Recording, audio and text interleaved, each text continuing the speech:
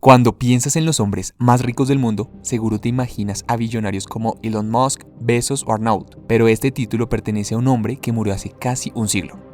Esta es la historia de John Rockefeller y su imperio petrolero. Los inicios de la fortuna más grande de la historia moderna son bastante humildes. Todo inicia en 1839 con el nacimiento de John Rockefeller en la región de Upstate del estado de Nueva York, en un matrimonio un tanto peculiar. Su padre, llamado William Rockefeller, era un comerciante que viajaba constantemente y se autodenominaba como médico botánico. Pero en realidad vendía medicina homeopática por medio de prácticas un poco cuestionables. Su padre pasaría fuera del hogar meses enteros e incluso formaría una familia alterna con otra mujer, que posteriormente invitaría a vivir a su propia casa. En este confuso ambiente familiar, John crecería y aprendería rápidamente la importancia de siempre obtener el mayor provecho a cualquier trato. Debido a las largas ausencias de su padre, John ayudaba a su madre económicamente por medio de la crianza de pavos o haciendo trabajos de jardinería a sus vecinos. Debido a la inestabilidad de su hogar, su familia se mudaría constantemente de ciudad. Es cuando llegaron a Cleveland que su astucia se pondría en práctica. John entraría a una escuela, de la que desertó un año más tarde para poder trabajar como ayudante de contabilidad en una empresa local y así poner en práctica su conocimiento. En este trabajo ganaba 50 centavos por día, lo que no era mucho, por lo cual iba de tienda en tienda ofreciendo sus servicios. 3 años más tarde ya ganaba $600 al año, lo cual no era suficiente para él, por lo cual pidió un aumento que le fue negado, y por ello decidió iniciar su propia empresa comisionista que estaba enfocado en la venta al por mayor de productos agrícolas. Esto lo haría con un capital inicial de $1,000 que había logrado ahorrar de su trabajo como contador y otros $4,000 que habían sido prestados de un banco local. John inició comerciando heno, grano y carnes. En su primer año registró ventas por $500,000, de lo que obtuvo un valor mucho menor, pero de igual manera era una suma considerable. Para ese entonces, Rockefeller recién tenía 18 años y ya era toda una revelación en el área en la que vivía. En 1859 sucedería algo que cambiaría la vida de John por siempre. A unos kilómetros de Cleveland, el primer pozo petrolero en Estados Unidos había sido descubierto. Esto marcaría el inicio de la fiebre del petróleo en Pensilvania y en el periodo de un año, algo más de 4.500 barriles de petróleo habían sido producidos. Es importante tener en cuenta que hace 100 años el petróleo no era tan valioso como hoy en día. Los autos a gasolina no habían sido inventados todavía, pero el petróleo podía ser procesado en queroseno, que era utilizado en lámparas. Rockefeller rápidamente se daría cuenta de que el área con mayor beneficios no era la perforación de nuevos pozos, sino la refinación del petróleo. Él se había percatado de la quiebra en que muchas empresas habían caído por la búsqueda de nuevos pozos. Por esto, en vez de invertir en la búsqueda del hidrocarburo, prefirió enfocarse en la refinación del mismo. Con el inicio de la Guerra de Secesión, Rockefeller decidiría pagar a hombres para que lucharan por él y le permitieran seguir creciendo su imperio petrolero. En 1863, Rockefeller abre su primera refinería gracias a la construcción del ferrocarril que conectaba a Cleveland con los pozos petroleros aledaños. Para la construcción de esta refinería, él había contratado a los mejores químicos e ingenieros del país para poder optimizar el proceso de refinados. Esta insistencia en la eficiencia también le permitiría descubrir múltiples usos para los subproductos del petróleo. Para ese entonces, las refinerías en Cleveland solo operaban a un 60% de eficiencia. John aumentaría la eficiencia con su planta y además aprovecharía el porcentaje restante vendiendo alquitrán, cera y nafta. En un rango de 2 años, la refinería Rockefeller ya valía algo más de $70,000 y estaba dentro de las más grandes de Cleveland. A pesar de este exponencial crecimiento, John no estaba conforme. Para el año 1865 habían 26 refinerías compitiendo, pero en un periodo de 5 años, Rockefeller había adquirido 22 de ellas. Esto se conocería posteriormente como la masacre de Cleveland. Para este punto, su negocio era demasiado masivo para manejarlo solo con una asociación, por lo cual en 1870 se creó la corporación Standard Oil de Ohio.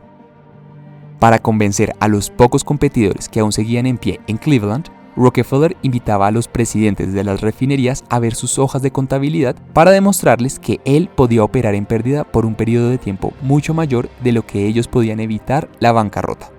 Por aceptar la venta de refinerías a un precio irrisorio por parte de sus competidores, John les ofrecía cargos en su propia compañía, lo que le permitiría tener al mejor equipo en su propia empresa en un tiempo récord. Evidentemente, no todos aceptarían la oferta de inmediato, y con el tiempo John disminuyó a valores récord el precio del petróleo y queroseno, algunas veces tanto como hasta el 80% de su valor inicial, para así poder estrangular económicamente a sus competidores. Esto lo lograría de la mano de los bonos de petróleo, que serían los precursores del mercado de especulación de petróleo de la actualidad. Sin sorprender a nadie, su estrategia funcionó y para 1880 él ya había adquirido todas las refinerías del este de Estados Unidos con sus prácticas poco éticas y refinaba el 90% de la producción total de petróleo del país.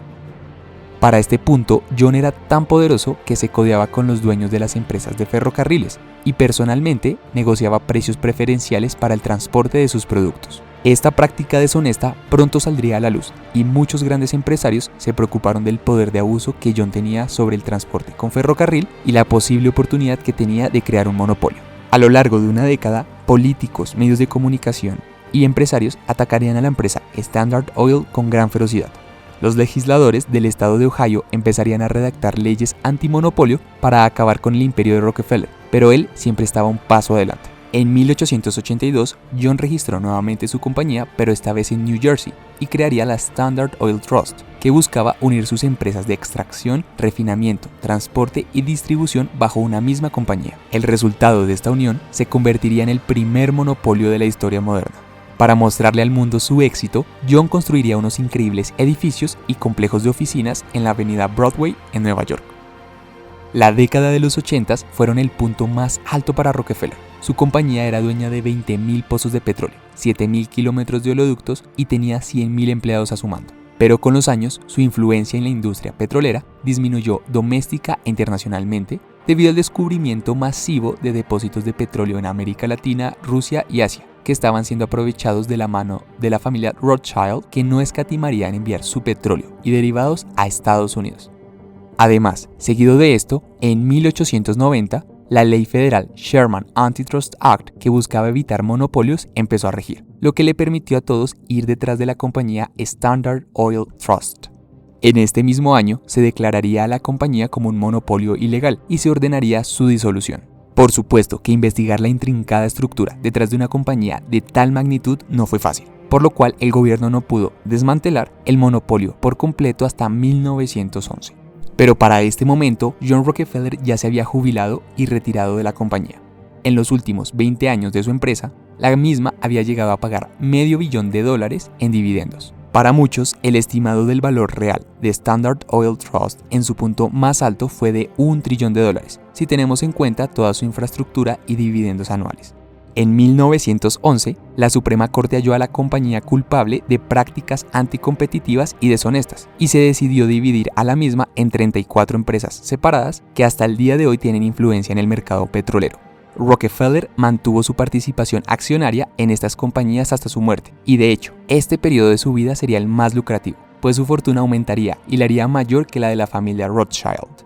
Con el tiempo, muchas de estas 34 compañías se fusionaron nuevamente entre sí. Hoy en día, la mayoría de los vestigios de Standard Oil son parte de ExxonMobil, Chevron o BP.